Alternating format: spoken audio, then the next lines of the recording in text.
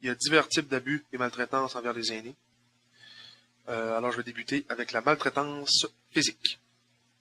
On peut appeler aussi abus physique. Ça, c'est quand on cause un tort physique à une personne. Alors, c'est de la violence, c'est de la bousculade. C'est quand on serre une personne, quand on frappe une personne, quand on la brûle, quand on la bat, on peut même la tuer. Négligence. Ne pas assister pour l'alimentation ou bien son hygiène personnelle. Ne pas l'accompagner à la salle de bain lorsqu'on a besoin. Puis les indices qui nous montrent que la personne a été maltraitée au niveau physique, la personne a des ecchymoses, elle a des blessures, perte de poids, malpropreté de l'environnement, affectation cutanée.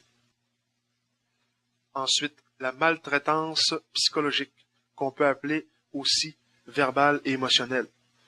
La définition, c'est que quand on cause une souffrance émotive ou de l'angoisse à la personne, alors c'est la priver de son pouvoir, faire du chantage affectif, l'humilier devant les autres, l'intimider, faire des surveillances exagérées de ses activités, la dénigrer, la menacer, et puis l'infantilisation, quand on la traite comme un enfant, quand on l'ignore, quand on l'isole au niveau social, puis les indices qui nous portent à croire que cette personne-là est maltraitée au niveau psychologique, symptômes dépressifs, l'apathie, elle a une perte rapide de ses capacités cognitives.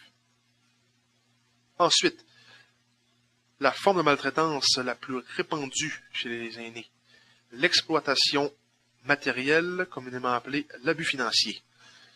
Ça, c'est quand on exploite, quand on détourne des fonds ou des biens d'une personne âgée. On la contraint à modifier son testament. Après ça, on lui demande sa carte de crédit, sa carte de débit, et puis on lui dit, exemple, je vais aller à l'épicerie, je vais aller retirer 20$. Mais finalement, la personne retire plus, elle retire 40, 60, 100$. C'est quand on emprunte un bien à un aîné, puis on lui rend pas, ou bien qu'on l'utilise de façon exagérée, sans lui remettre, et puis qu'on le brise, et puis qu'on fait toutes sortes de choses avec son bien, mais ça ne nous appartient pas. Les indices possibles, des transactions bancaires inhabituelles, quand il y a la disparition des objets de valeur, tels que les bijoux ou bien appareils électroniques, quand il manque de l'argent dans ses dépenses courantes au niveau de son compte de banque. Ça, c'est vraiment la forme la plus répandue de maltraitance chez les aînés.